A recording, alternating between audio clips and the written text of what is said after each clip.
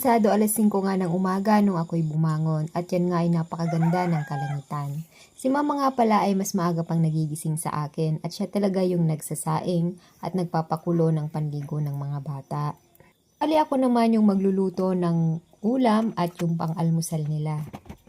Si ate nga lang ngayon yung magbabaon kaya naisipan ko na corned beef na lang ang iluluto ko para sa kanya.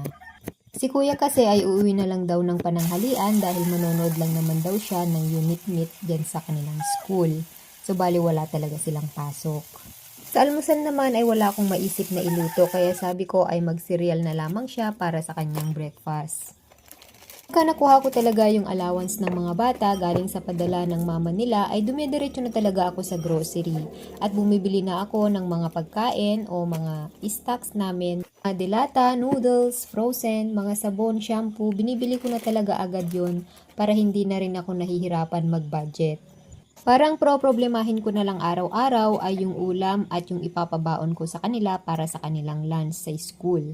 Ay pag hindi din ako nakapamalengke ay yung mga dilata at frozen ang pinapabaon ko. At habang kumakain nga si ate ay pinakain ko na rin yung mga pusa dahil kanina pa nga sila humihingi ng pagkain. Prepare ko na nga yung kanyang baon at pinabaunan ko na lamang siya ng Yakult. Pagkagising nga ng bunso ay nagluto pa rin ako dahil ayaw nga daw niya ng cereal. Gusto nga daw niya ng tinapay na may itlog. Si kuya naman ay hindi pa bumangon. Bahala na rin siya mamaya kung anong gusto niyang kainin. Yun lamang po for today's video. Maraming salamat.